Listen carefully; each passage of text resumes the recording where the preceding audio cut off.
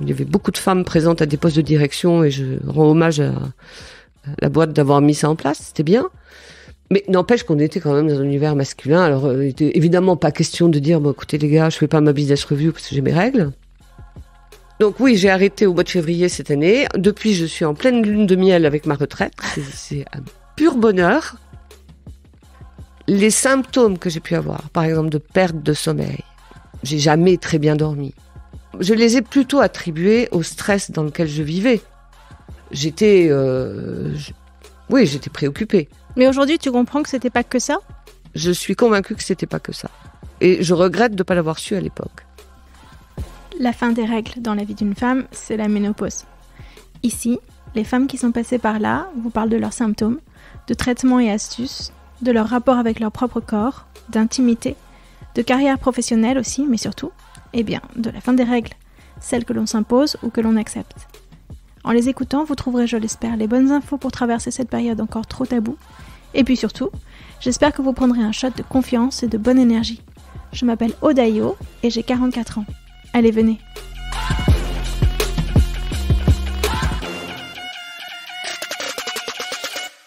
Bonjour Sylvie. Bonjour Aude. On s'est rencontrés dans le même groupe de théâtre. On fait du théâtre ensemble depuis 1 an. Oui. J'ai adoré te voir sur scène et retrouver les scènes que j'ai re-regardées avec les petits bouts de films qu'on avait pris à la fin de l'année. Merci, c'est adorable. Mais moi aussi, j'ai adoré les moments qu'on a passés ensemble et cette pièce que nous avons présentée. C'était génial. Alors, on entend quelques bruits de travaux, mais ça va pas du tout nous déranger parce que normalement, il y a un filtre sur la bande qui fait que ça se nettoie très bien. Ne t'inquiète pas pour ça, vraiment. Donc, j'ai eu envie qu'on fasse cette interview ensemble parce que tu as 65 ans aujourd'hui et tu m'as raconté que tu avais eu une ménopause extrêmement tardive. Oui. Et que tu avais encore des symptômes et que tu avais toujours été dedans. Et donc, avec le recul de ton âge, vu que ça a commencé quand tu avais 49 ans, tu as beaucoup de choses à en dire. Donc, ma première question, c'est comment s'est passée ta ménopause ? D'accord. Alors d'abord, je voulais je te remercie de m'interroger. Je trouve que ton initiative est formidable. J'ai été confrontée à, on va pas dire au tabou de la ménopause, mais c'est vrai que l'idée ménopause entraîne tellement de notions de plus avoir d'enfants, être une vieille femme, etc., que quand tu m'as dit que tu faisais un podcast sur la ménopause, j'ai trouvé que c'était génial, et j'espère que ça servira à plein d'autres femmes, pour avancer. Voilà. Alors, donc, pour revenir à la question, comment s'est passée ma ménopause, comment elle se passe? Alors, elle s'est passée, j'allais dire, j'ai été réglée jusqu'à l'âge de 57 ans. Ouais. Donc, pour répondre de manière un peu rapide à ta question, je pourrais te dire qu'à l'époque, quand je comprenais que la ménopause c'était l'arrêt des règles, c'est très bien passé parce qu'en fait, j'ai eu mes règles jusqu'à 57 ans, ça s'est arrêté à 57 ans, donc j'ai été ménopausée à 57 ans. Sauf que, évidemment, tout ce qui est périménopause et post-ménopause et tous les symptômes qui accompagnent ce moment clé de la vie sont apparus au gré du temps. Certains ont disparu, d'autres sont demeurés. Mais je n'ai pas pris conscience, au moment où je le vivais, que c'était des syndromes de la ménopause. Alors, mis à part peut-être les bouffées de chaleur, parce que ça c'est presque convenu. Mais par exemple, la sécheresse de la peau, la perte du sommeil, la prise de poids. Et tout ça, ça a commencé quand? Tu m'as dit 49 ans, c'est ça? Alors, ça a commencé à 49 ans. J'ai commencé par avoir des vrais problèmes de sueur nocturne. Ah oui. Pas vraiment des bouffées de chaleur. Enfin, j'avais chaud tout le temps. C'est même plus une question de bouffées de chaleur. J'avais chaud tout le temps. Voilà. Donc, j'imposais à tout le monde autour de moi de laisser les fenêtres ouvertes, de baisser le chauffage. Enfin, invivable, en fait. Je crois que j'ai l'impression d'être aux Canaries en permanence. C'était pas désagréable pour moi, mais c'était pas facile à vivre pour les autres. Et vraiment, j'étais plus du tout en phase avec le climat. Je me réjouissais que l'hiver arrive. Je me promenais pieds nus tout le temps. Enfin, bon. C'était plus compliqué dans ma vie professionnelle parce que j'imposais des fenêtres ouvertes en réunion des collaborateurs. Était gelé. Comme t'étais la chef, de toute façon, ils pouvaient rien dire. Comme j'étais la chef, ils se gênaient pas pour me le dire. je faisais attention et puis bon, voilà. Et donc ça a commencé comme ça. Et puis bon, j'avais très peu conscience de ça. Et puis il se trouve que quand je consultais mon gynéco, la question était est-ce que vous vous êtes réglé? Oui. Bon, donc voilà, je pensais pas à dire ou à poser la question de savoir mais y a-t-il d'autres symptômes, quand est-ce qu'on prend des hormones ou quoi que ce soit. J'étais réglée. Donc il y avait pas d'autres questions qui étaient posées. Exactement. Donc en fait, il s'est passé ce qui se passe souvent quand on est une femme et qu'on a des amies femmes, c'est qu'on parle avec nos copines et on se fait des confidences. Et j'ai beaucoup appris de mes amies qui disaient spontanément oh, j'en peux plus, mon caractère a changé, heureusement que je prends des hormones, j'ai passé une année épouvantable, j'avais envie de tuer tout le monde, maintenant ça va beaucoup mieux, je me suis restabilisée. Une autre qui me disait moi j'ai des bouffées de chaleur épouvantables. Donc tout d'un coup, par l'expérience des autres, on commence à apprécier ce qui nous arrive. Ceci dit, il se trouve qu'à 49 ans et dans les années qui ont suivi, ma vie professionnelle a été assez mouvementée. Qu'est-ce que tu faisais comme métier? Alors, je dirigeais une maison d'édition juridique à l'âge de 49 ans. J'ai été licenciée en même temps que tout le comité de direction de l'époque, après 20 ans de bons et loyaux services, comme le comité de direction de l'époque, pas plus, pas moins. Il s'en est suivi 5 années au cours desquelles j'ai entrepris de monter mon cabinet d'avocat, de rentrer dans la presse, de faire de l'accompagnement, coaching, de me former au développement personnel. Enfin, j'ai eu 5 années très fécondes pour chercher ma voie. À la cinquantaine. À la cinquantaine. Entre 49 et 54 exactement. Mmh. Donc c'est vrai que à la fois j'étais dans le principe de la découverte d'autres activités, de rechercher une autre d'alternative ou de propositions professionnelles. Bon, et puis j'étais dans ce stress de forme de précarité de pas avoir d'emploi, mais pour autant j'étais assez cool puisque j'avais plus les stress de présenter des business reviews à Amsterdam aux actionnaires de la société cotée en bourse dans laquelle je travaillais à l'époque. Bon, donc tout ça pour dire que les symptômes que j'ai pu avoir, par exemple de perte de sommeil, j'ai jamais très bien dormi. Je les ai plutôt attribués au stress dans lequel je vivais, ou à mes préoccupations de créer mon cabinet d'avocat, de trouver une association avec un avocat, enfin, ou même donc de présenter mon budget. Enfin, je veux dire, quel que soit le truc, j'étais préoccupée. Mais aujourd'hui, tu comprends que c'était pas que ça? Je suis convaincue que c'était pas que ça. Et je regrette de ne pas l'avoir su à l'époque. Mais je ne me suis pas posé la question, et je ne me suis tellement pas posé la question que j'aurais pu commencer par poser la question à la personne qui est quand même une des plus proches de moi encore aujourd'hui. J'ai cette chance d'avoir ma maman, et à qui j'ai posé très tardivement la question. Je crois que j'ai dû lui poser il y a 5 ou 6 ans seulement, donc j'avais déjà pratiquement 60 ans. Comment s'était passée sa ménopause? Et là, elle t'a répondu? Oui. Oui. Et là, j'ai été affolée quand elle m'a dit « J'ai eu des bouffées de chaleur jusqu'à l'âge de 80 ans. » Elle en a 89. Et là, je me suis dit « Est-ce héréditaire? Jusqu'où ça va aller ?» Voilà, bon. Sinon, elle avait pris un traitement hormonal, elle. Moi, je n'ai jamais pris de traitement hormonal. Parce qu'il t'a pas été prescrit? Alors, oui, enfin, il m'a été prescrit à un moment donné quand à la fin de mes règles, quand j'ai consulté mon gynéco l'année de mes 57 ans. Il m'a prescrit un patch en me disant ça devrait régler alors vos problèmes d'insomnie, de bouffées de chaleur. Alors j'ai acheté ce patch, je l'ai mis. Au bout d'un quart d'heure, il m'a démangé comme c'était pas possible. Et au bout d'une demi-heure, j'ai fait de la tachycardie. Je l'ai arrêté, je l'ai arraché. Je l'ai jamais remis en me disant trouvons une autre façon de faire. En même temps, il n'y a pas que les patchs. Non, mais bon, voilà. Alors à l'époque, donc, tout ça pour dire quand même. Alors je reviens sur le fait que je travaille, je suis licenciée, je me lance dans une période très féconde de recherche d'activité avec une forme de convalescence aussi, par rapport à un travail très prenant pendant des années. Tout d'un coup, s'épanouir dans le fait de créer son cabinet d'avocat, faire sa propre activité, se stresser mais s'épanouir aussi. Jusqu'au moment où je suis embauchée dans les services de l'administration, des services du Premier ministre. Bon, très bien. Là, je trouve un rythme absolument magnifique. Je ne dis pas que les gens ne travaillent pas dans l'administration. Attends, mais c'est au contraire démentiel, le rythme dans ce genre de service, non? Alors, il y a ceux qui sont animés par le sens du service public. Il y a de tout. Mais j'ai envie de dire que c'est partout, c'est pas différent d'une entreprise privée.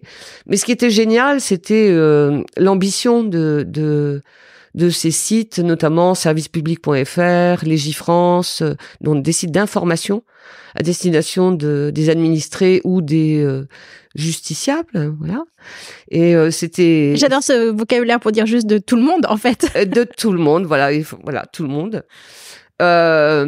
Et c'était passionnant parce que on avait de très belles ambitions et d'assez gros moyens pour mettre en place ces propositions et ces services. Et j'ai trouvé des gens très bienveillants, vachement sympas, avec lesquels j'ai vraiment pris beaucoup de plaisir à travailler.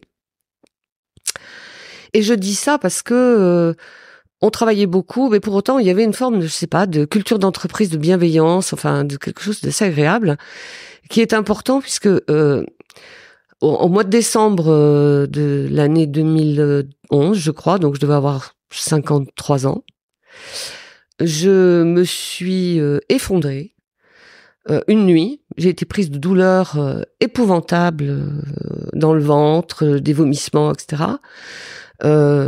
J'ai consulté un médecin. Alors on a d'abord pensé à des coliques néphrétiques, enfin bon, tas de choses. On a suivi plein de pistes.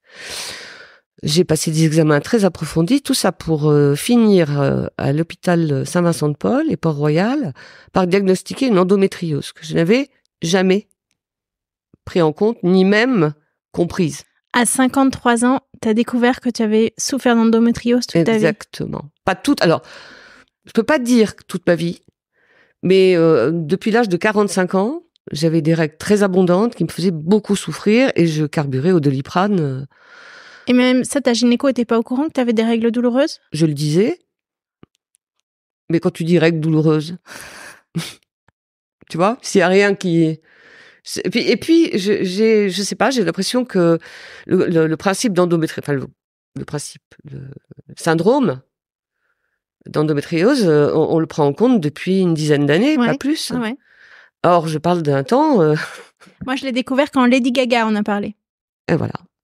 De l'importance de partager et de communiquer et qu'il y ait des personnes célèbres qui s'expriment sur le sujet. Ouais. Alors donc, je suis tombée des nues. J'ai été arrêtée pratiquement 1 mois et demi, tant j'étais mal fichue. Bon, ensuite, j'ai repris mon travail et j'avais vraiment des conditions de travail très agréables. Donc, bon. Et alors, à l'époque, j'étais tombée sur des gynécos hyper sympas, jeunes, à l'hôpital Saint-Vincent-de-Paul. Enfin, j'allais dire à la pointe, sortant de leurs études, donc vachement informés par rapport à d'autres praticiens qui peut-être avaient pris des habitudes différentes, plus âgés, etc. Bon, encore que mon gynéco est génial, il doit avoir 70 ans et formidable. Mais bon, en tout cas, je me suis retrouvée confrontée à des jeunes gens. J'étais la première surprise de voir que j'avais l'impression qu'ils auraient pu être mes enfants, mais ce qui était le cas d'ailleurs, et qu'ils étaient aussi doués et compétents. Et là, le truc a été, bon, écoutez, vu votre âge, vous allez être ménopausée, vous avez 53 ans, on va attendre, voilà, attendez que la ménopause arrive. On va pas agir sur l'endométriose maintenant, donc continuez à gérer comme vous l'avez fait, et puis, bon. Donc, ça a duré 4 ans encore. Ouais. Voilà. C'était compliqué, mais bon, voilà, j'ai géré. Et là-dessus, à l'âge de 54 ans, on m'a proposé un poste qui était totalement impossible à refuser, de prendre une direction d'une maison d'édition juridique très connue pour ses codes civils et autres, des petits codes rouges, des éditions Dalloz. Ouais. Bon, ça, c'était totalement irrésistible. Je suis éditrice Dans l'âme. C'est ma passion. J'ai toujours fait ça. Si j'avais eu un métier en dehors de comédienne, j'aurais aimé avoir ma maison d'édition. Bon, donc... En littérature, tu veux dire? Oui, bien sûr, oui, bien sûr. J'ai toujours relu les manuscrits de mes copains qui, avant qu'ils les envoient. Bon, certains ont été publiés, donc c'est plutôt pas mal. Mais donc je rentre aux éditions Dalloz et là, je me retrouve dans un groupe avec énormément de travail, et, beaucoup d'exigences. Dalloz, c'est une maison qui est connue, qui a des auteurs qui sont souvent des membres du Conseil d'État, de la Cour de cassation, des professeurs, etc. Il y a beaucoup de cérémonies, célébrations, remises de prix, discours, conférences, y compris le week-end. Bon. Donc j'avais une activité complètement dingue. Je partais à 8h du matin, je rentrais souvent à 11h du soir. Et alors, je dis ça parce que, au fond, à ce moment-là, et ça a duré pendant 6 ans, 5 ans, j'ai adopté un mode de vie d'ascèse, d'athlète. Ah ouais? Ouais. C'est-à-dire que j'ai complètement, je sortais plus. J'avais beaucoup bu d'alcool, mais je me gardais bien de boire même une coupe de champagne et un cocktail. J'avais un régime alimentaire hyper frugal, on va dire. Ouais, et je faisais beaucoup de sport dès que j'en avais la possibilité. En me disant, il faut que je tienne. Et il faut que je tienne, il faut que je sois présentable, il faut que je sois en forme, il faut que je sois tonique, il faut que j'assure ma vie professionnelle dans la journée et le soir et quand il y a des cérémonies ou des cocktails, etc.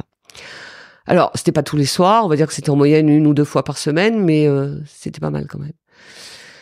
Je dis ça parce que à ce moment-là, en dépit de cette mesure drastique d'ascèse, j'ai pris 10 kilos. Ah! C'est là où c'était étonnant. Je ne comprenais pas ce qui m'arrivait là non plus. Et je ne faisais pas du tout le lien avec la ménopause. Alors c'est vrai que moi j'ai toujours eu tendance à grossir quand je suis stressée. Enfin, je suis dans la nature, je pense, inverse de la tienne. Tu stresses même sans manger et tu te mets à grossir, c'est ça? Exactement. Voilà. Bon, après, je peux pas dire que peut-être je me surnourrissais un peu trop de chocolat de temps en temps en pleine nuit aussi, et que finalement je le prenais pas en compte, mais que ça ne devait pas aider. Voilà, mais j'avais mes compensations. Mais de là à prendre 10 kilos, ça a été vraiment la chose la plus surprenante. Il me soit tombé dessus. Et ça a été très pénible. Parce que là, pour le coup, le corps se transforme vraiment. On prend un coup de vieux. Et c'était quoi, 2 kilos par an à peu près?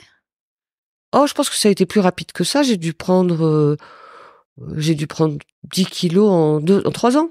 Ouais. Tu vois, ouais, c'est 4 kilos, 2, 1, enfin voilà. 10 kilos, oui. Bon, donc, changement complet de look, de vestiaire, de trucs. Alors, qui en plus, arrive entre 55 et 60 ans. Donc, un moment où, on a plutôt envie de donner une image, sans tricher sur son âge. J'ai jamais caché mon âge. Et j'en fais même un point normal. On va pas dire ni de fierté, ni d'orgueil, ni quoi que ce soit. Mais bon, j'ai mon âge et je l'assume.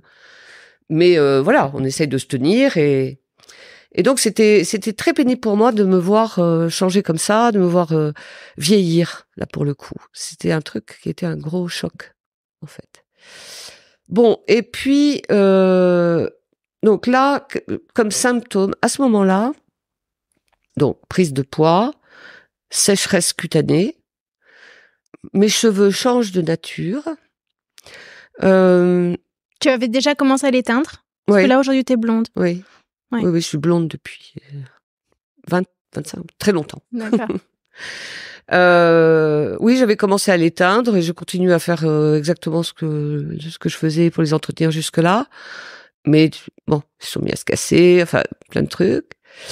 Bon, naturellement, les suées nocturnes, la perte de sommeil. Alors, la perte de sommeil, j'ai fait le lien avec la ménopause en allant un jour faire une prise de sang pour mon gynéco, où la laborantine, en me piquant, me dit vous allez bien, enfin, elle me parle d'autre chose en fait, comme on fait toujours quand on voilà, pour me divertir.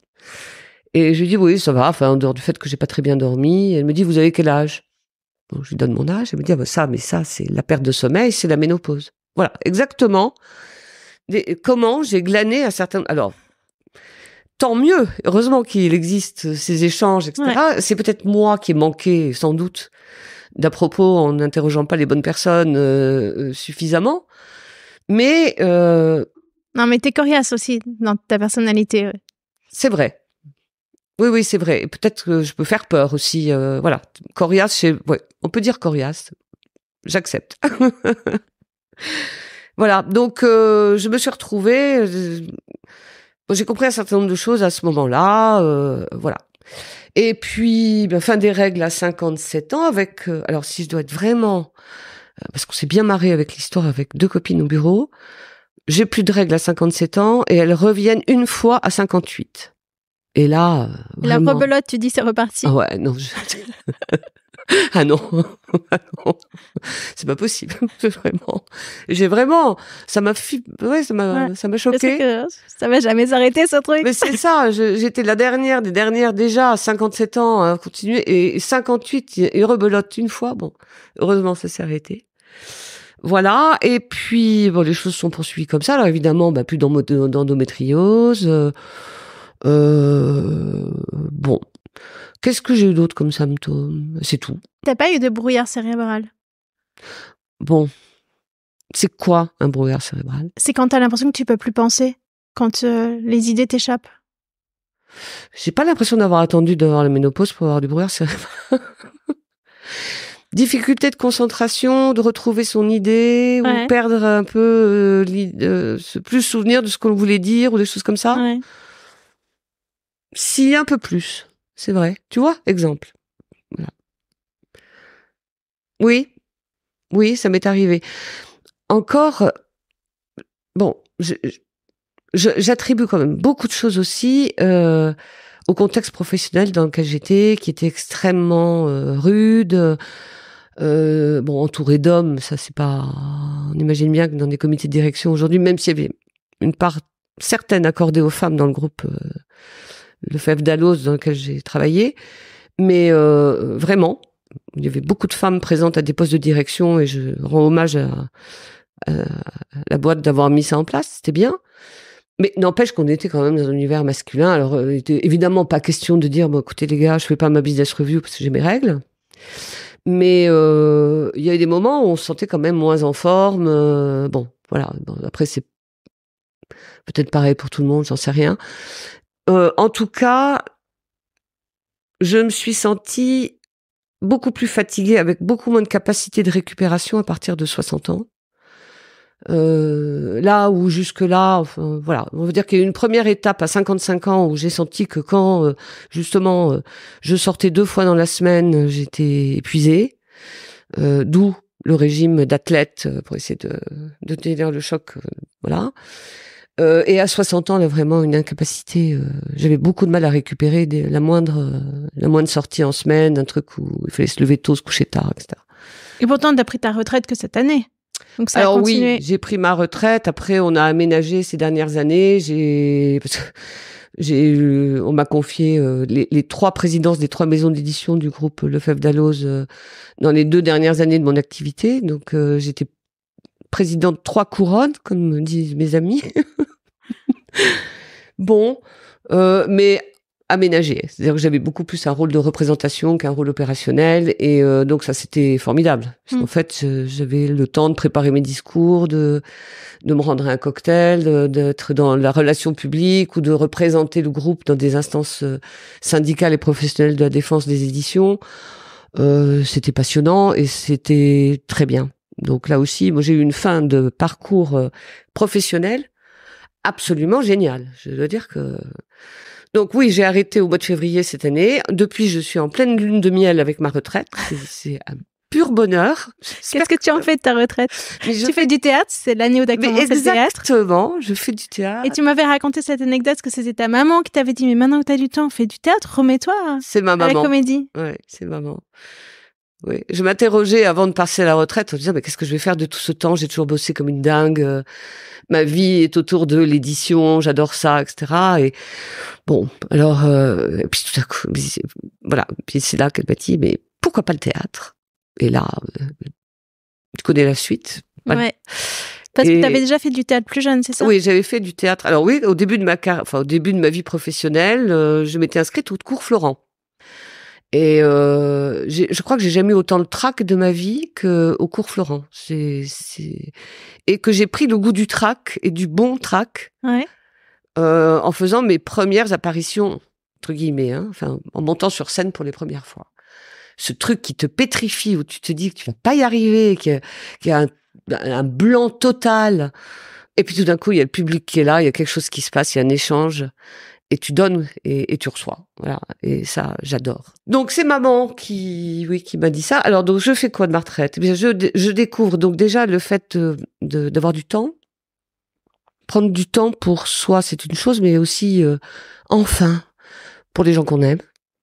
Ça, je crois que c'est le premier point. Tu penses que tu les avais délaissés avant? Bah, je peux pas dire délaissés, mais parce que je délaisse personne, je suis super fidèle, mais j'avais moins de disponibilité. Donc, j'accordais moins de temps, j'étais moins patiente, moins disponible. J'étais pas capable d'aller à un dîner en semaine ou aller... Bon, voilà. Donc, là, par exemple, je me suis inscrite avec un groupe d'amis, nous avons pris un abonnement au théâtre de la ville. Donc, bon, je vais au théâtre, je sais pas, pratiquement toutes les semaines avec eux, avec d'autres. Ne serait-ce que ça. Voilà. Sortir pour le plaisir de soi-même. Oui. Pour son plaisir, plutôt. Quel bonheur. Aller prendre un verre après, rentrer à minuit sans se dire je vais être épuisée demain matin. Tant mieux. Donc oui, retrouver le plaisir du temps, d'accorder du temps aux gens qu'on aime. Bon, après, je me suis lancé des petits défis parce que je suis d'une famille d'artistes. Tous mes parents, ma sœur, sont tous assez doués de leurs mains, ils font un tas de choses, etc. Alors moi, j'ai été cantonnée à la musique, c'est-à-dire à passer des disques, en fait, hein, non pas à en jouer, même pas. Parce que, voilà. Donc j'étais experte musique de la famille, là où les autres étaient et sont d'ailleurs vraiment fans d'art contemporain. Vont à toutes les expos, connaissent un tas de trucs. Donc, alors, je capte des bribes de trucs quand même, mais bon. Alors, j'osais pas trop me lancer dans tout ce qui était art plastique et tout ça, avec certaines, comment dire, un peu de complexe, à force de m'entendre dire que ce que je faisais était moche. Bon. Et puis, j'ai une de mes amies qui m'a invitée un jour à un cours de sculpture. Ça a été une découverte. Et donc, le temps ayant passé, ça fait une dizaine d'années maintenant, cette amie et moi avons notre propre atelier de sculpture, par exemple, pour dire que il faut entreprendre, il faut oser. Et ne pas se laisser cataloguer comme on peut l'être à un certain moment. C'est peut-être une évidence pour des tas de gens, mais je sais pas, il y a des complexes qu'on peut trader trop tard et il est toujours temps, en tout cas. De devenir artiste? Ouais, d'être à l'écoute de soi-même. En fait, je me fiche complètement qu'on pense que mes œuvres soient jolies, belles, je sais pas quoi. Ce qui me plaît, c'est de les faire. Et si elles me plaisent, je cherche pas à les vendre, hein, je suis pas du tout dans cette perspective. J'appelle ça mon atelier de terre happy. Voilà. Donc tout le principe, c'est après ça me fait vachement plaisir quand quelqu'un me dit waouh, c'est chouette, waouh, ça a du souffle, c'est bien. Mais peu importe en réalité. Voilà, je suis pas dans cette recherche là. J'ai une autre quête qui est d'aller à l'écoute de mes talents, de mon sens artistique. Donc je me suis mise au dessin aussi. Et là, j'éprouve énormément de plaisir avec un truc qui est hyper simple, c'est qu'un carton, un petit carnet à dessin et un crayon, une gomme, ça se glisse n'importe où dans un sac. Et j'ai toujours un petit carnet à dessin sur moi pour dessiner et croquer un truc. Voilà. Donc oui, voilà ce que je fais aujourd'hui de ma retraite. Du temps passé avec mes copains, mes amis, ma famille. Quelques activités artistiques, des loisirs, parfois studieux, mais pas, enfin, je cherche pas ça. Et le théâtre, et puis, et les voyages. C'est un bon équilibre pour toi? Alors, c'est un bon équilibre, et le sport, hein, bien sûr. Alors, si on doit revenir, justement... Tu les as reperdus, tes 10 kilos? Alors, justement, grâce au confinement, qui nous a un peu obligés les uns et les autres à rester chez soi, j'ai été obligée d'interrompre. Tout s'est interrompu pendant pratiquement 2 ans. Ce qui a été une magnifique occasion pour moi de rompre avec le rythme infernal, 8h du matin, 11h du soir, les cocktails, les machins, les trucs. Et donc, j'ai consulté une nutritionniste et en lui disant, je cherche pas à faire un régime, je me méfie de moi-même. Qui dit régime dit début et fin du régime.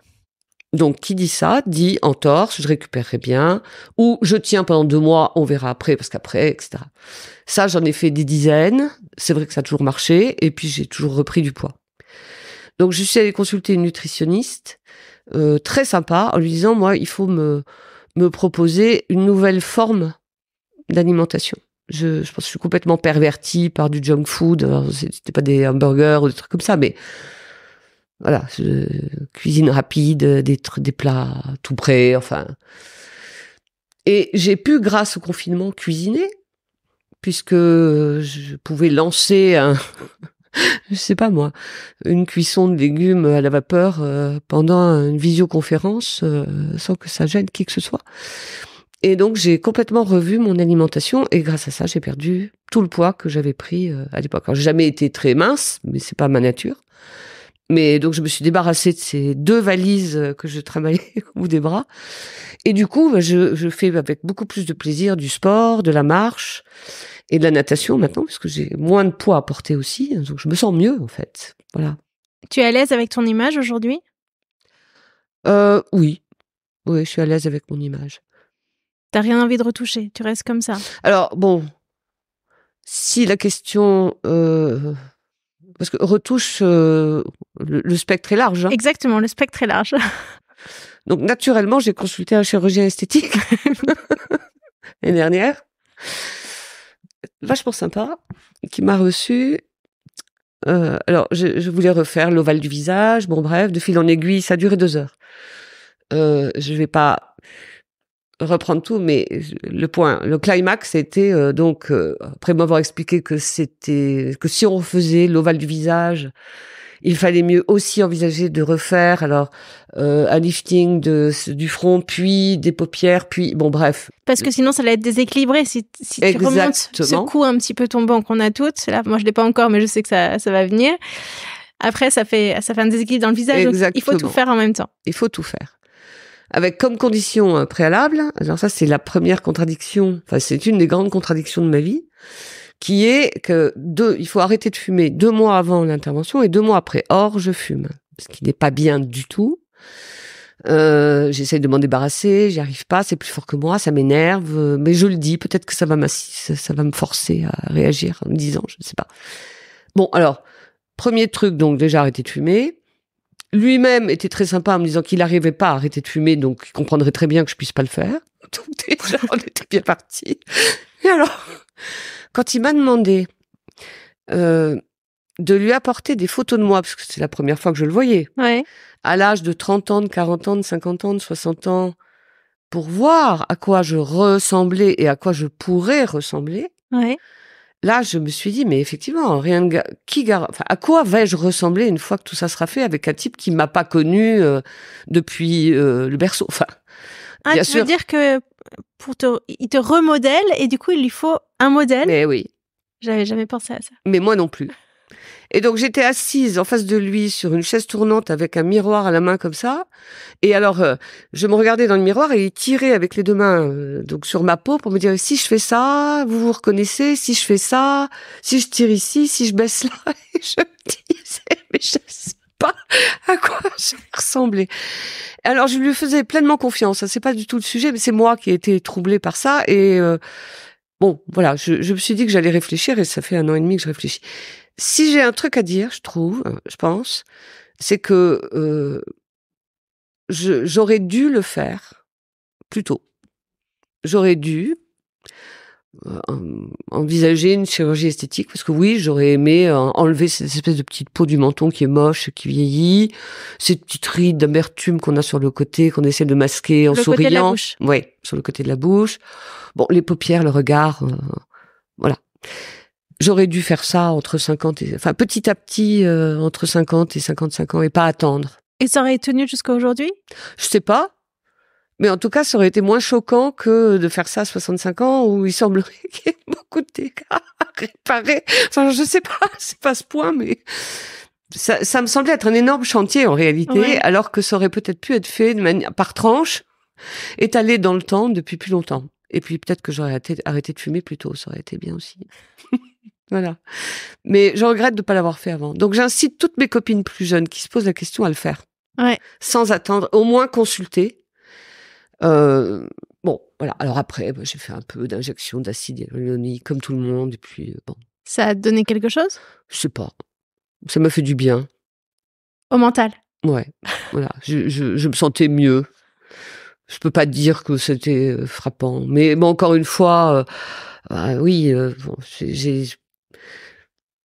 je sais pas en réalité. Pour être honnête, je n'ai pas vraiment de notion de l'apparence que j'ai.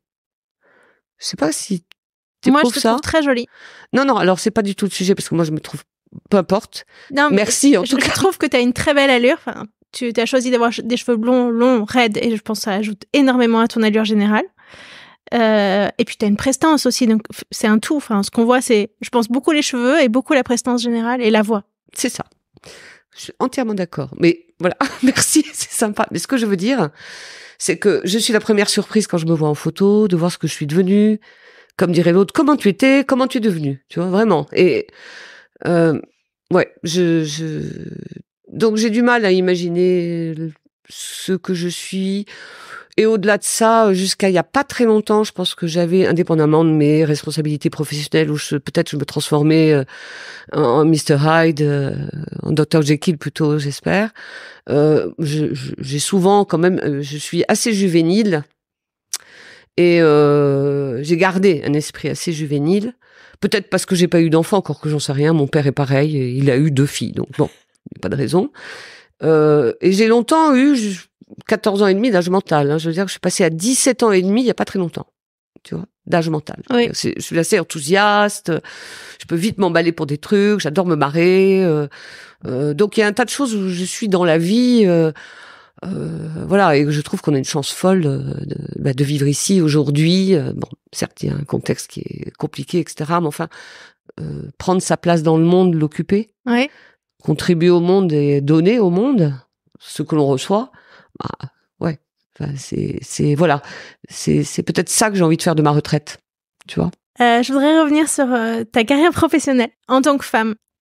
Tu as dit rapidement que effectivement, il n'était pas question de dire que tu étais down quand tu étais down et qu'il fallait assumer tous les jours de la même manière.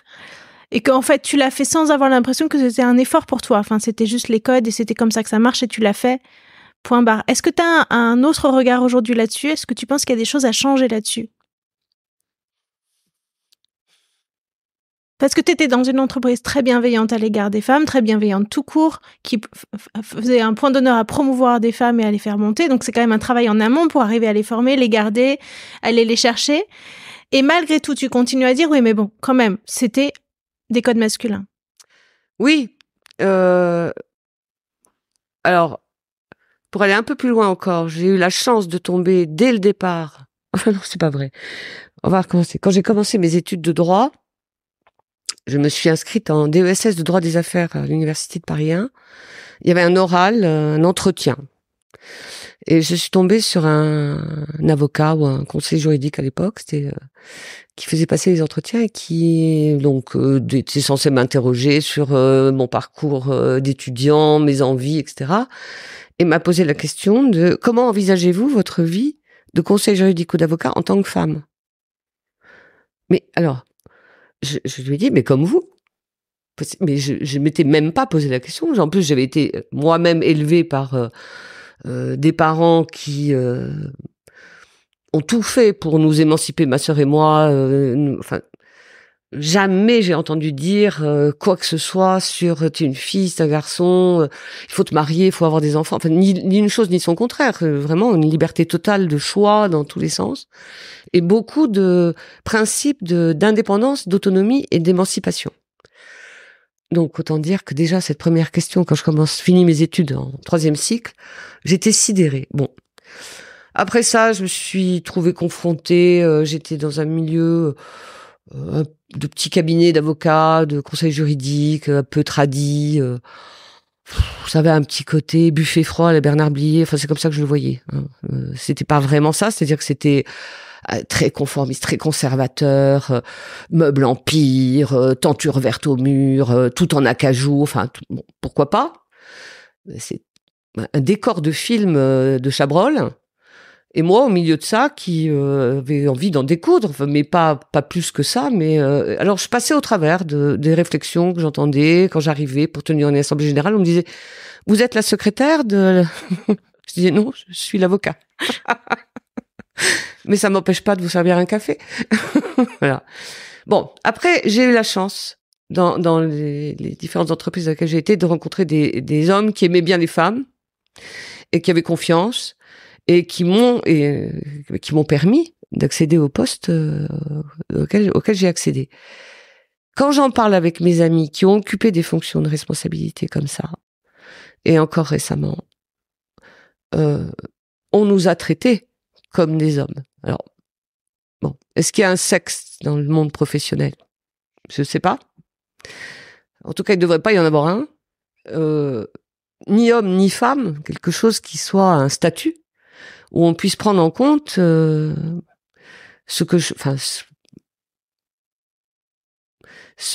les compétences et les qualités de chacun en tant qu'être humain et pas en tant qu'homme ou en tant que femme.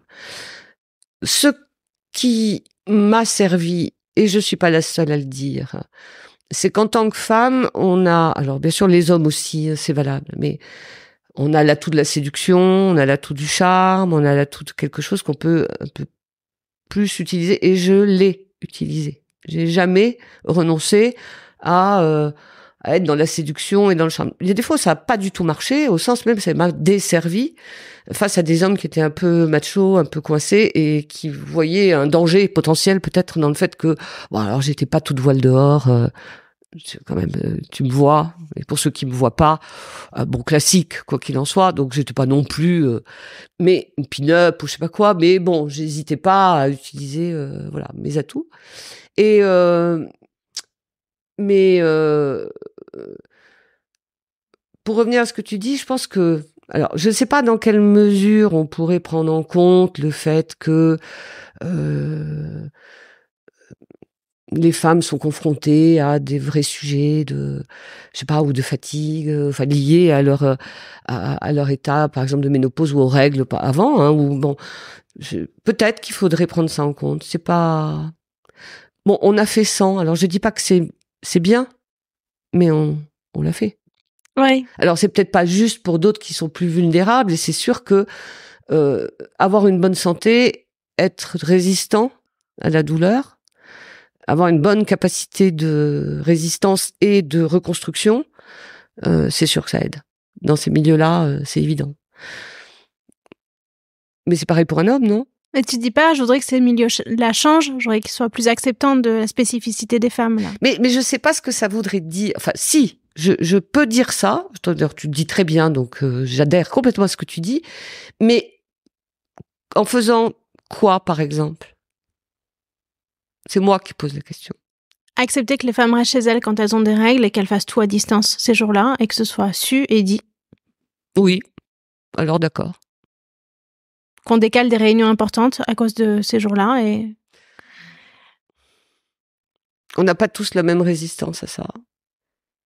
Je sais pas, tu vois.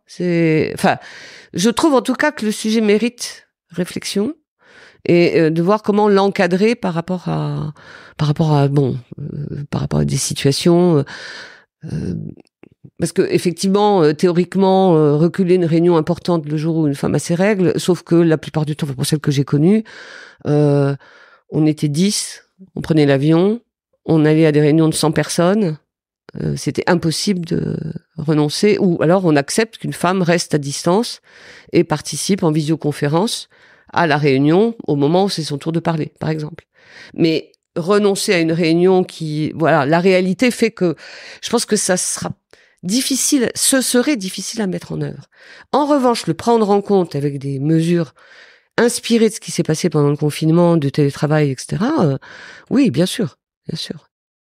Et pour la ménopause, même chose, que les hommes dans l'entreprise sachent ce que c'est que la ménopause, aussi bien que les femmes, et puissent... Alors là, gros sujet.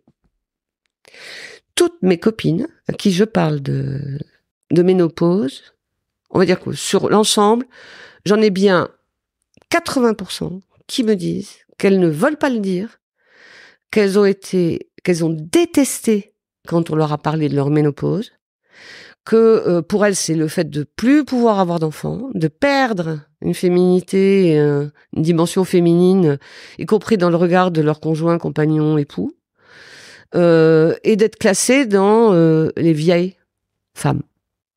Alors moi, ça m'est pareil, c'est un truc qui m'est complètement pas du tout venu à l'esprit.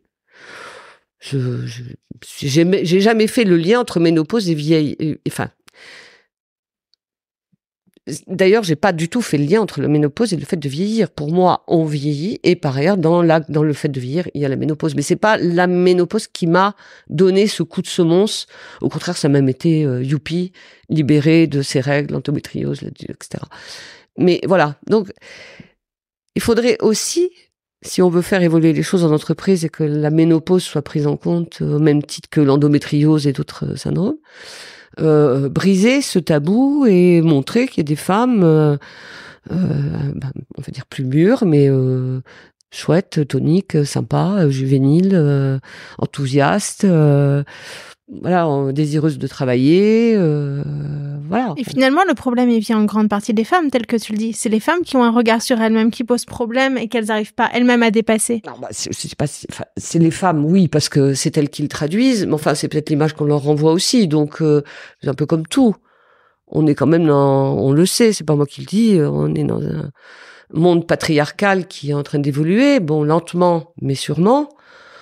C'est sans doute le fruit de tout le regard qui a été posé sur une femme à partir du moment où elle est plus féconde, plus fertile. Enfin voilà, on a répudié des reines de France qui n'arrivaient pas à avoir des enfants, enfin, ne serait-ce que ça. Donc, je pense que ça fait partie du même syndrome qui fait qu'on est encore loin de l'égalité homme-femme, ne serait-ce que dans le fait que les femmes elles-mêmes ne soient pas capables d'assumer sans se sentir dévalorisées ou... ouais, c'est ça le sujet, tu vois. Donc, je sais pas. Non, je pense que ça vaut. C'est bien pour ça que je trouve que ton initiative de faire ce podcast et d'entendre, de donner à entendre des témoignages de gens qui vivent plus ou moins bien, qui traduisent, mais qui vivent, qui surmontent, qui font d'autres choses, qui ne sont pas que un statut ménopausé, est extrêmement important. Ça va contribuer. Voilà. Et toi, t'es la seule de toutes tes copines, finalement, pour laquelle ça s'est vraiment... ça a été totalement décorrélé. Alors, je le comprends en partie du fait que c'est arrivé tellement tard que le sujet était déjà réglé depuis longtemps. Je pense qu'il y a de ça. Je pense qu'il y a de ça. Tu te rends compte? Mais quelle était ta vie de couple à ce moment-là? Alors, là, j'avais un compagnon. J'ai eu un compagnon. Bon, alors j'ai eu, n'étant pas mariée, alors c'est pas ceci dit machin, mais sans être non plus. Là, j'ai eu de belles histoires et de belles rencontres. En particulier, un compagnon avec qui j'ai vécu, qui avait 2 enfants, qui ne voulait plus d'enfants. Bon, comme moi, j'étais pas du tout, mais alors absolument pas, j'avais pas de désir de maternité. Ça aussi, c'est peut-être atypique. J'ai pas rencontré beaucoup de filles comme ça. C'est-à-dire que c'était clair pour toi que tu en voulais pas, ou non, c'était pas clair du tout, mais j'ai jamais trouvé je me disais pas, je vais tout faire pour avoir des enfants, ne serait-ce que ça, ce que font la plupart, enfin, ce que se disent, je vais pas tout faire pour des enfants, ce que se disent les femmes en général, c'est quand, moi aussi je le disais jeune, quand j'aurai des enfants. Mais ça faisait partie d'une phrase convenue. Quand, je sais pas, quand j'irai en vacances, quoi. C'est pas plus réfléchi que ça. Et après, j'ai vu mes amis dire, s'inquiéter du temps qui passait pour certaines, en disant, il faut quand même, le temps passe, j'ai pas d'enfants, je voudrais des enfants, et tout faire pour ça. Et moi, je suis passée au travers de tout ça vraiment sans me dire que je voulais des enfants. Alors, j'étais donc avec mon compagnon, qui lui-même avait 2 enfants, dont on s'est beaucoup occupé. Alors à l'époque, il était divorcé. On n'avait pas de garde alternée, c'est pas du tout encore quelque chose de courant. Mais néanmoins, on les avait pendant toutes les vacances. On les avait pratiquement un week-end, tous les week-ends, ou au moins un week-end sur 2. Et ça a été une expérience absolument géniale. C'est-à-dire que dès qu'on était tous les 4, lui, les enfants et moi, j'avais l'impression que le monde était fait pour nous. Que je sais pas, il y avait comme une espèce de bulle qui se constituait de nous 4 dans le monde. Et une famille. Bah, ça doit être ça. Voilà, c'est une famille, exactement. C'est pour te dire si la notion m'est étrangère, hein. Voilà. Bon, bref, donc voilà, je suis restée très longtemps avec lui. On s'est séparés, tout en conservant une relation amicale très très très très forte aussi avec les enfants. Et puis le temps a passé. Bon, maintenant il est décédé il y a 4 ans. Et c'est quelqu'un qui me manque beaucoup. Bon, mais nous n'étions plus ensemble. Alors après, j'ai eu un compagnon pendant une quinzaine d'années et j'étais avec lui donc dans cette période entre 48 et 60 ans. Ouais, voilà, ça s'est fini il y a 5 ans. Donc que dire, ma vie amoureuse, bon, j'ai toujours accordé beaucoup d'importance, hein, c'est pas du tout quelque chose qui était si j'avais pas de notion de famille. L'amour, c'est quelque chose de très important pour moi. Et voilà. Mais alors là, pour le coup, je suis pas du tout hostile au fait de rencontrer quelqu'un, je sais pas quoi, mais je provoque rien. J'ai envie de dire, je cherche pas, mais je trouverai. Voilà. Voilà. C'est moins fatigant. Voilà. Donc maintenant, je pense que... Qu'est-ce que je pense? Je sais pas. Je vois beaucoup de copains autour de moi qui commencent à avoir 60 ans, 65 ans, et qui sont confrontés, les enfants étant partis, au fait de réinventer leur vie de couple. C'est une drôle de période aussi. Y compris pour les femmes. Alors ça, moi, j'en parle en tant que grande témoin et confidente. Des hommes.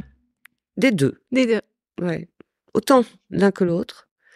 De la difficulté de réinventer, de se retrouver, tout en ayant une activité par ailleurs. Hein, c'est pas du tout le sujet, mais les enfants étant partis, on s'est concentré sur les enfants pendant des années. Tout était lié aux vacances des enfants, disponibilité des enfants, activité des enfants, maladie des enfants, études des enfants. Enfin, ce qui est normal. Hein. Puis tout d'un coup, ils ouvrent leurs ailes, ils quittent le nid, ne serait-ce que pour faire leurs études ailleurs. Ils sont pas complètement partis, mais ils sont plus là. Et là, il y a un grand vide. Hein. Le syndrome du nid vide, c'est vraiment un truc qui est compliqué à gérer pour certains, et en particulier pour mes amies filles. Tu penses qu'ils vont divorcer? Non. Non, parce que il y a des choses qui les unissent, qui sont au-delà de ça, mais il faut les retrouver. Il faut s'accorder du temps. Et ils sont un peu chamboulés, là, de cette espèce de désœuvrement. Qu'est-ce qu'on fait voilà, certains voudraient être plus souvent ensemble, alors que le conjoint a pris l'habitude, par exemple, je sais pas moi, d'avoir un entraînement sportif de haut niveau pour faire du triathlon. Bon, bah tant que mon ami avait ses 2 filles à la maison, c'était pas très grave que l'entraînement de triathlon empiète sur une bonne partie du week-end. Maintenant qu'elle est seule et qu'elle l'attend toute la journée, qu'il ait fini de faire du vélo, de la natation et de la course à pied, c'est vrai que c'est plus long. Voilà.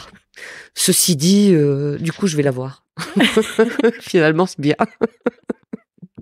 Mais c'est vrai, enfin, je comprends ça. Je comprends. Mais voilà, on est confronté aux étapes de la vie aussi, ouais, dont je sais pas, dont on parle pas particulièrement, et pourtant, enfin, je m'étonne moi-même, je te le disais tout à l'heure, mais hors micro, mais de n'avoir pas parlé à ma mère de sa ménopause. Je lui ai posé il y a 5 ans la question de savoir à quel moment, jusqu'à quand elle avait eu des bouffées de chaleur. Et quand elle m'a répondu jusqu'à 80 ans, autant dire que ça m'a pas réjoui vraiment. Mais je lui ai jamais demandé avant ce qu'elle avait eu. c'est drôle. Ouais, parce que vers, ne serait-ce qu'à la cinquantaine, moi je lui pose la question il y a quelques années. Ah, mais toi, t'as vachement anticipé. Oui, moi j'ai anticipé. Dis donc, vraiment, un peu trop, mais bon, t'as raison. T'as raison. Il y a des femmes dont la ménopause commence tôt aussi. Ouais, j'en ai interviewé certaines, ouais. Mais oui, tout le monde, voilà, de pas. Et c'est d'autant plus troublant quand ça commence tôt qu'on s'y attend pas du tout et on n'y pense pas. Exactement. Et ta mère a été une ressource, même tardivement? Est-ce que vous avez eu une vraie conversation? Toujours été une ressource. Oui, alors, oui, bien sûr. Mais j'ai une relation très de grande entente avec mes parents et en particulier avec ma mère depuis toujours. Donc, c'est une de mes amies. Enfin, voilà, tout en étant dans son rôle de mère. Il n'y a aucun doute possible si elle m'entend. Mais oui, c'est quelqu'un avec qui je partage beaucoup de choses, qui me connaît très bien, que je connais très bien, qui me dit que je suis la personne qui la connaît le mieux. Voilà, par exemple. Ouais. Et dans l'autre sens aussi. Donc, je n'avais pas de tabou. C'était même pas la question d'un tabou, de pas pouvoir parler. Ouais. C'est juste que si j'analyse la situation, je n'ai pas parlé de moi-même à mon gynéco, je n'ai pas parlé à ma mère. Je ne parle pas particulièrement à ma sœur qui a 10 ans de moins que moi et qui est sans doute confrontée. Quelquefois, je la vois passer certains trucs et je me dis on est en pleine ménopause, mais je le lui dis pas.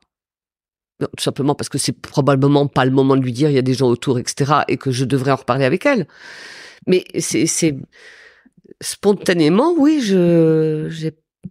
c'est moi aussi qui suis pas allée peut-être chercher l'information, qui est capté des trucs comme ça qui passaient, mais sans aller chercher l'info, quoi.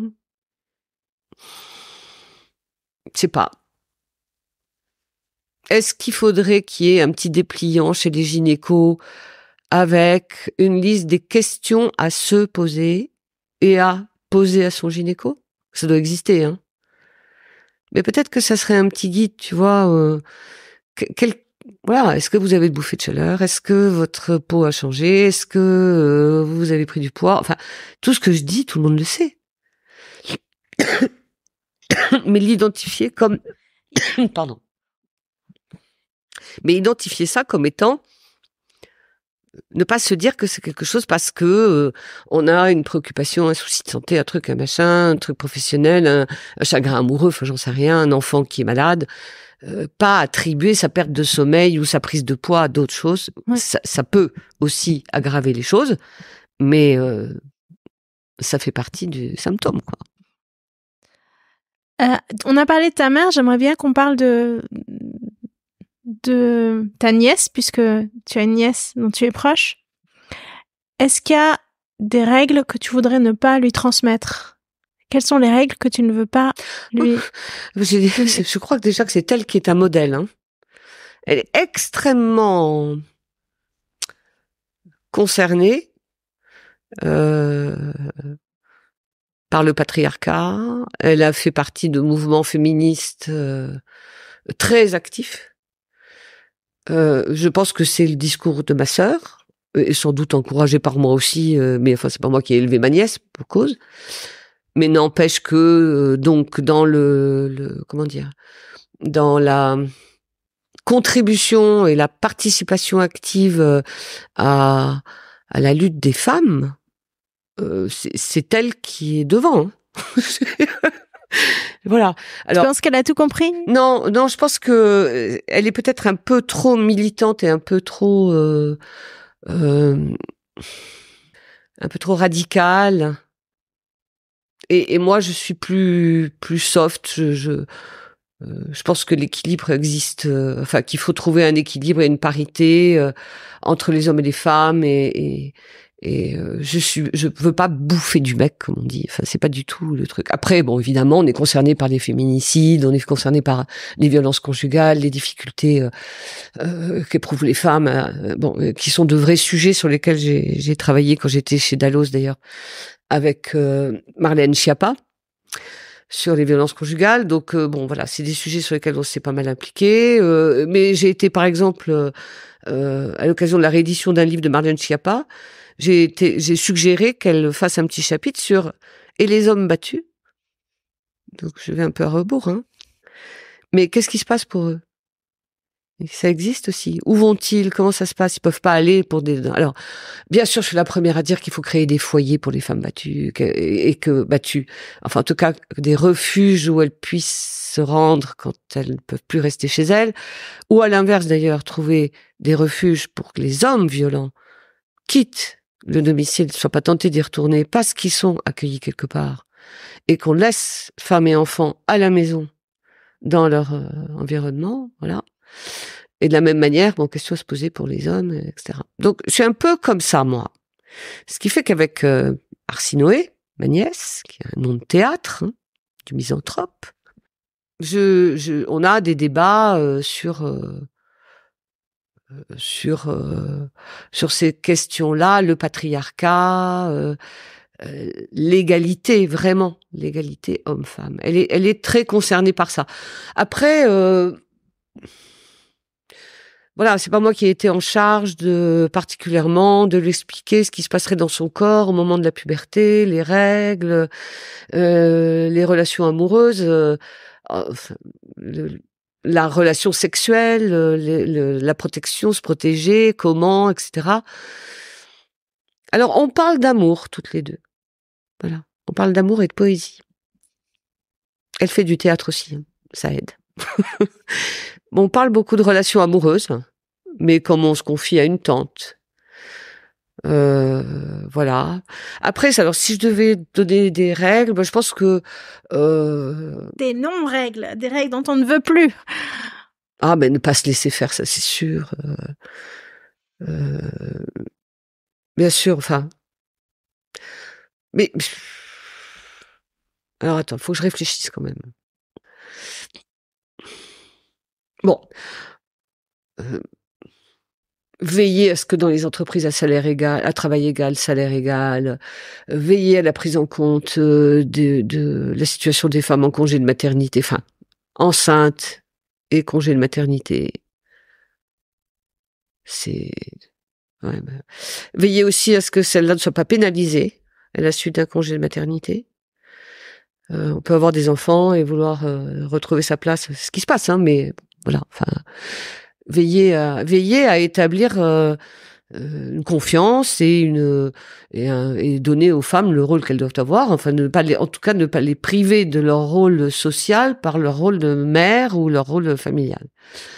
Alors après, ne pas se laisser faire d'une manière générale. Bon, après, faire gaffe aussi.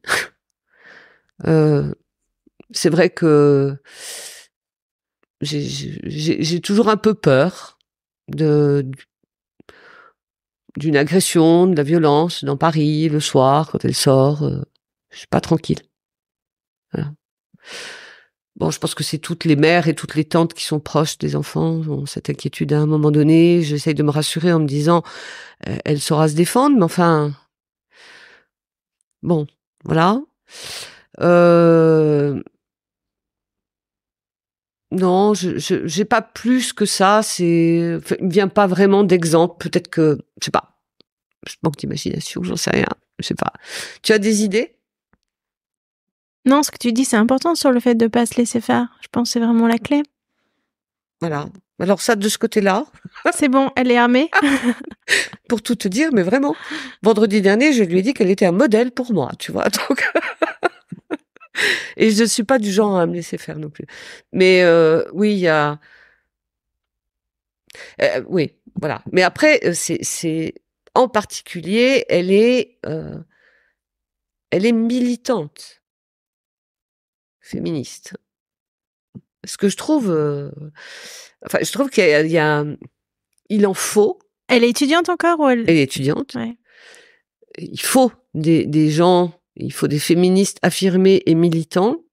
Après, moi, j'aime pas ce qui est militant. Voilà, de manière générale, j'aime pas les dogmes, j'aime pas qu'on fasse pas la part des choses, j'aime pas qu'on répète un discours un peu convenu. Bon, elle a 20 ans, elle est engagée là-dedans, moi aussi, j'ai eu 20 ans, moi j'étais communiste. Alors, bon, hein, c'est bien aussi.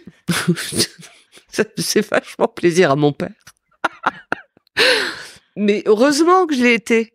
Je veux dire, ça me semblait complètement dingue de pas être pour un partage, l'égalité. Je sais pas, que j'ai découvert le principe, j'avais 18 ans, j'ai trouvé ça génial. Bon. Donc, heureusement qu'elle est inscrite dans cette démarche aujourd'hui. Moi, je trouve que notre génération, en tout cas la mienne, a bénéficié de toutes nos sœurs, de militantisme de nos sœurs, les féministes, dans les années 70. Puis après, nous, on s'est inscrites dans le mouvement. On s'est laissé vivre, on a profité. Ouais, le féminisme n'existait plus. Le féminisme n'existait plus grâce à nous, parce que c'était fait.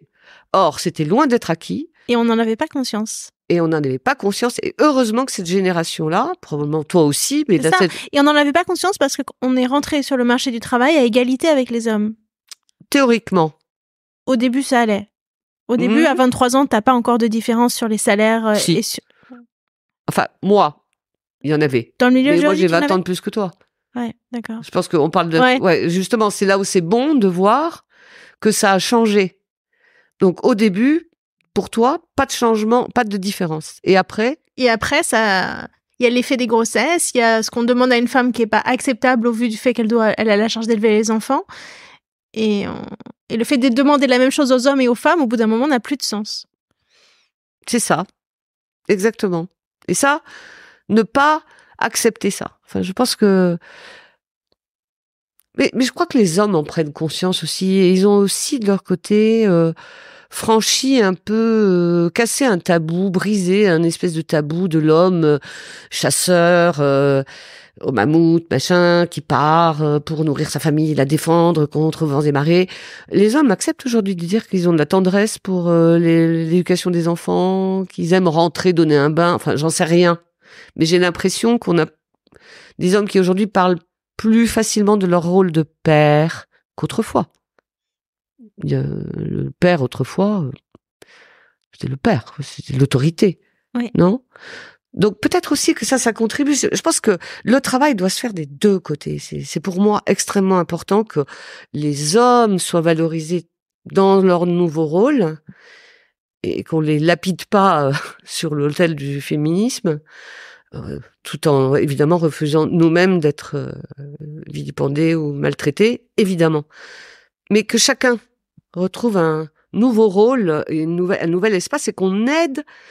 On n'y arrivera pas l'un sans l'autre, en fait. Je dis une chose très convenue, mais il faut faire accepter aux hommes leur nouveau rôle pour que les femmes prennent le leur. Ouais, c'est ça. Aussi. Donc, ça fait beaucoup de choses à faire. Parce que c'est vrai, on peut s'occuper que des femmes. Mais, peut-être qu'il y a un podcast à faire sur l'andropause, dont j'ignore tout, hein. Je parle d'andropause, je sais pas ce que c'est, en fait. Tu sais, toi? L'andropause, c'est une baisse de la testostérone. Oui, qui, pour certains hommes, peut aller plus vite que pour d'autres. Oui. Et qui crée des dysfonctions érectiles. Oui. Parfois même des bouffées de chaleur. Ah! Un tableau qui peut un peu ressembler à celui de la ménopause de loin, on va dire. Et souvent une remise en question des hommes sur leur virilité, sur leur place, tout ça. Facile non plus. Non. Ok. Et tous, ils sont tous sont sujets à l'andropause ou pas du tout? Parce que nous, on est toutes soumises à la ménopause. Non, parce que si la baisse de la testostérone se fait de façon très faible et très progressive, c'est ça. Finalement, il se passe rien avant 70-80 ans et donc ça se voit plus. C'est quand ça arrive à 45-50 ans que c'est choquant pour un homme. Bien sûr. Ce qui me marque dans tout ce que tu as dit, il y a beaucoup de choses, hein, j'ai tout aimé, mais sur la ménopause au travail, c'est ça qui m'a beaucoup marqué, c'est à quel point tes copines qui sont confrontées à la ménopause et qui le vivent pas de la même manière que toi, parce que toi, t'as une histoire particulière, arrivée très tardivement et très, très longue et pénible pendant longtemps, veulent surtout pas en parler au bureau parce qu'elles savent que c'est pas un espace, pas un safe place pour elles. Elles y croient pas qu'on puisse transformer cet espace-là en un safe place. Non, elles pensent que ça n'arrivera pas, même si on se met à mettre en place des politiques RH, elles y croiront jamais. Il faut vraiment faire un énorme travail sur l'image de la femme ménopausée.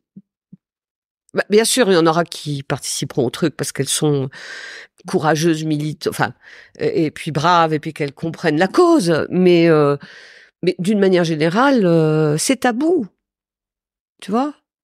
Et c'est tabou parce que ça trimballe une idée de vieillissement, de femme âgée, pas désirable. Ça entame aussi peut-être le côté sexy, séduction, j'en sais rien, féminin, c'est la féminité qui est touchée en fait. Moi, c'est ce que je ressens dans le truc. Et donc, vous brisez cette association à la ménopause, il faut dissocier ménopause et fait que on peut continuer à avoir une vie amoureuse, sexuelle, amicale, professionnelle, épanouie, féconde, et même faire parfois autrement ou d'autres choses, puisque les enfants souvent partent à ce moment-là, on réinvente sa vie, ses loisirs, ses centres d'intérêt, faut oser, voilà. Donc, tu sais, c'est souvent comme ça. Hein, les plus grandes résistances, elles proviennent de ceux qu'on veut convaincre, qui sont les premiers concernés. Voilà. Moi, je pense qu'il faut changer l'image de la femme ménopausée, l'image associée à la ménopause. Et ça doit passer par des campagnes, voilà, c'est très simple, hein, de belle ou pas, j'en sais rien, mais de femmes épanouies, belle. Enfin, ça c'est encore un truc. Pourquoi belle ? Mais oui, mais ce que tu fais, ça et le multiplier, bien sûr, et donner des exemples. Et Lady Gaga, marrant. On voudrait Sophie Marceau. On peut lui en parler. J'ai essayé, je me suis fait jeter. Direct ? Ben oui, je suis allée à une signature, je lui ai parlé du podcast, elle a dit non. Ok. Bon, est-ce que tu as ce qu'il te faut ? Non, il faut qu'on conclue. Moi, je suis très contente parce que c'était pas évident pour moi, étant donné qu'on fait du théâtre ensemble. J'ai attendu très longtemps avant de te demander.